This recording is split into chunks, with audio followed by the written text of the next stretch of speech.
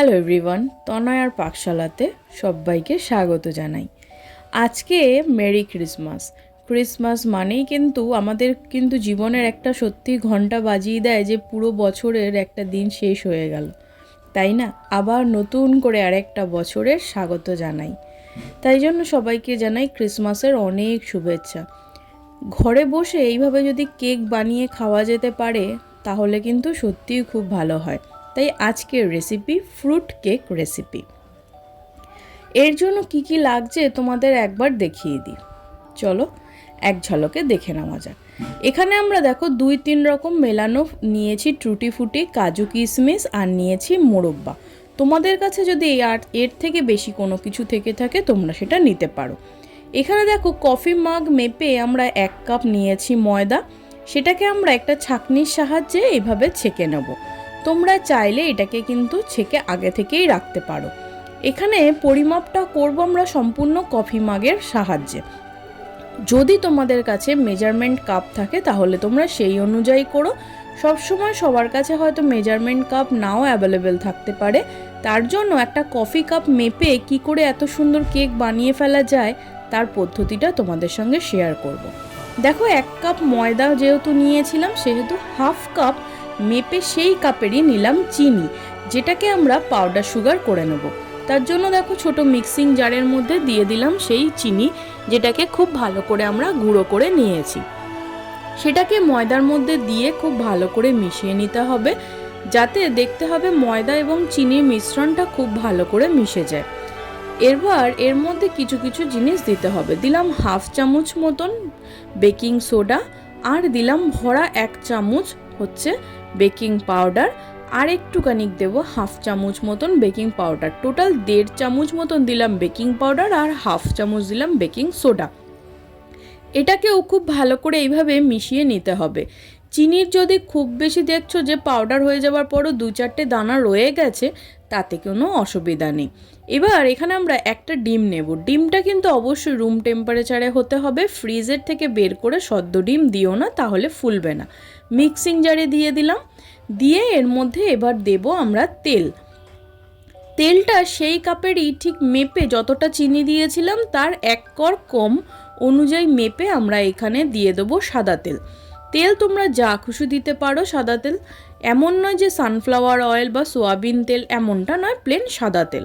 এবার সেটা দেখো খুব ভালো করে বিট করে নিয়েছি, নিয়ে এবার এই ময়দার মিশ্রণের মধ্যে ঢেলে দিলাম। এবার খুব ভালো করে কিন্তু মিশিয়ে নেওয়ার পালা। দেব এর মধ্যে পরিমাণ মতন সামান্য একটু নুন। যে কোনো রান্নাতেই আমার মনে হয় নুন দিলে তার স্বাদ কিন্তু সত্যি খুব ব্যালেন্স হয়। এবার এটাকে খুব ভালো করে মিশিয়ে নিতে হবে।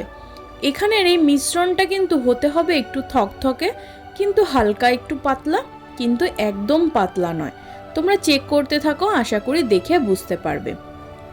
যখনই দেখবে এরকম একটা টাইট ব্যাটার তৈরি হচ্ছে, তখন এখানে আমরা দেব রুম টেম্পারেচারে থাকা কিছুটা পরিমাণে দুধ। এখানে আমাদের দুধ, আমরা জল ইউজ করছি না, সম্পূর্ণ এখানে আমরা দুধের সাহায্যে করছি।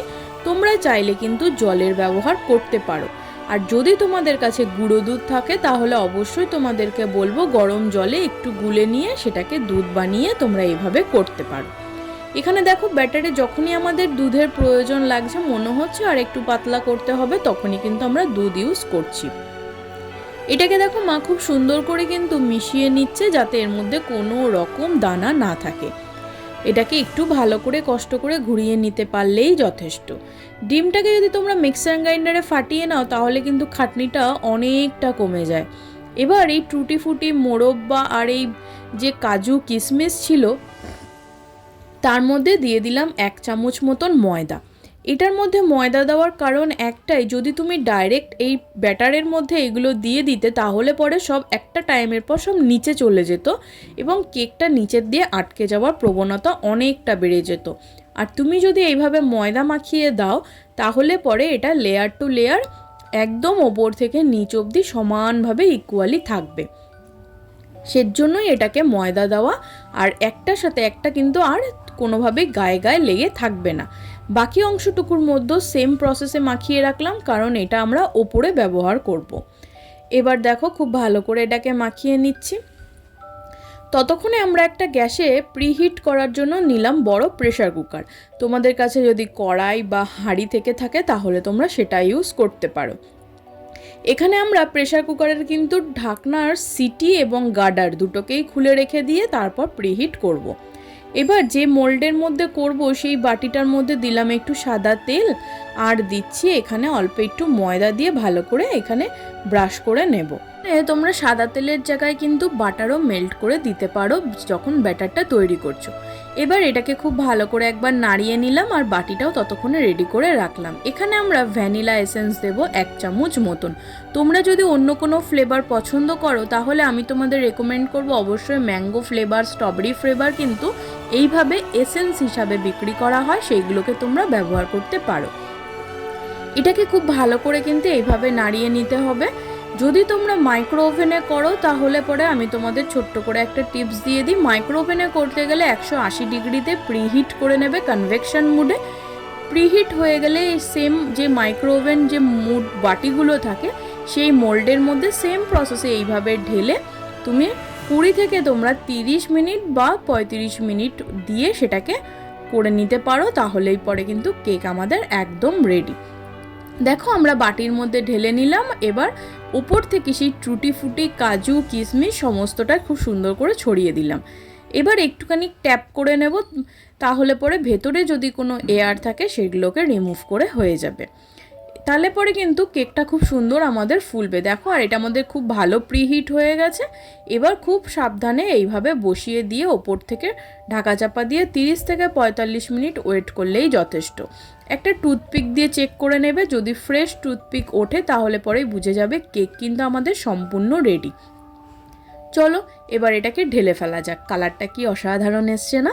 চলো এটাকে মা এবার কাটুক, তোমাদেরকে দেখাচ্ছি কেটে কেমনটা হয়েছে। এখানে এইভাবে ক্রস করে কেটে নিলাম। কিনে আমরা কেন খেতে যাব? বাড়িতেই যদি এত সুন্দর একটা রেসিপি করা যেতে পারে তাহলে আমরা বাড়িতেই খাবো সবাই মিলে। ভিডিওটা ভালো লাগলে কিন্তু অবশ্যই চ্যানেলটাকে সাবস্ক্রাইব করো, পাশে থাকা বেল আইকনটি প্রেস করো যাতে নতুন নোটিফিকেশান তোমাদের কাছে চলে আসে।